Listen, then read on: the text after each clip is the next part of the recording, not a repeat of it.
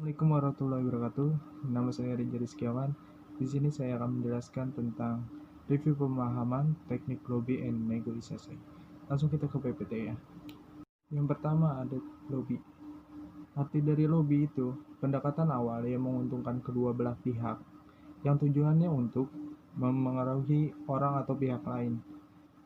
Fungsi dari lobby tersebut, yang pertama ada memengaruhi pengambilan keputusan, yang kedua menafsirkan opini pejabat pemerintah, yang ketiga memprediksi apa yang akan terjadi secara hukum, yang keempat menyampaikan informasi secara jelas, yang kelima meyakinkan para pembuat keputusan.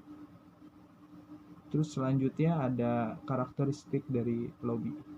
Yang pertama bersifat tidak resmi, yang kedua ada beragam, yang ketiga bersifat satu arah, yang keempat kapan dan di mana saja, 5 siapa saja.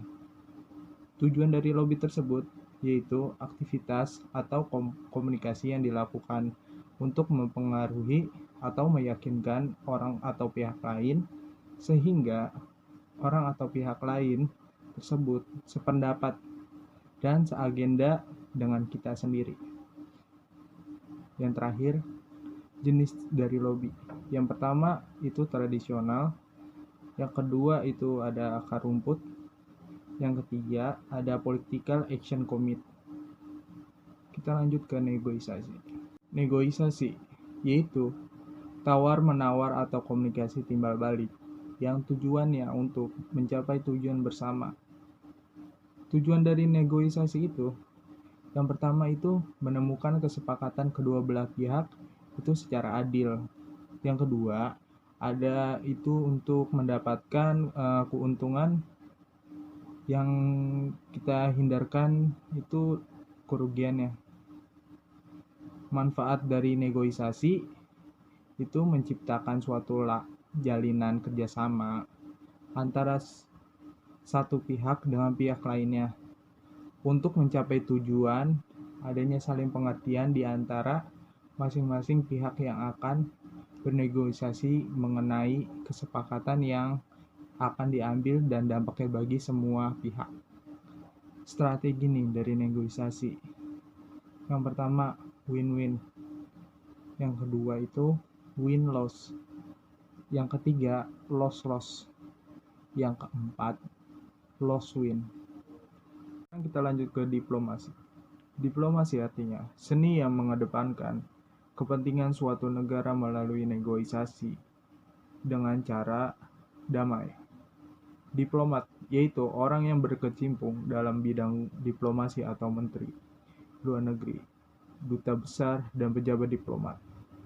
Fungsi dari diplomasi itu yang pertama ada negosiasi, yang kedua ada observasi, yang ketiga ada perlindungan, dan selanjutnya ada metode diplomasi. Yang pertama ada track 1 yaitu diplomasi, track yang kedua itu track 2 diplomasi atau public diplomasi, dan selanjutnya itu ada tujuan dari diplomasi. Yang pertama itu ada acquisition, yang kedua itu ada preservation, yang ketiga itu ada augmentation, yang keempat itu ada proper distribution. Selanjutnya ada hubungan lobby dan komunikasi. Komponen komunikasi.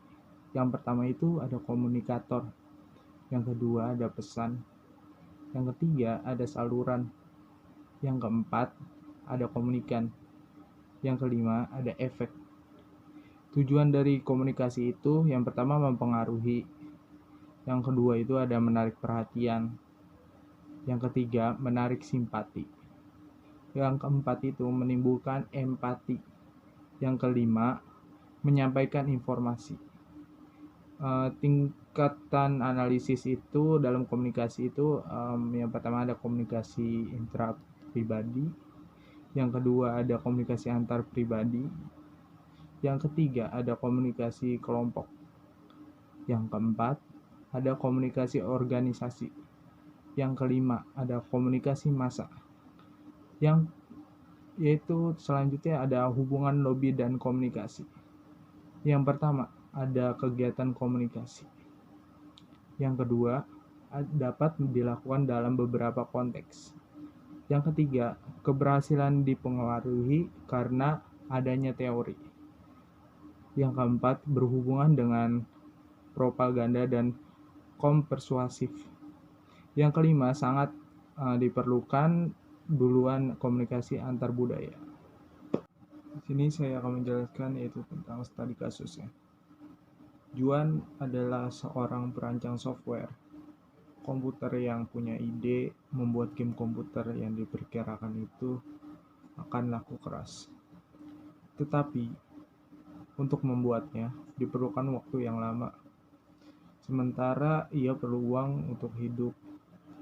Ia pergi menemui temannya yang bernama Maria, seorang eksekutif di sebuah perusahaan komputer besar.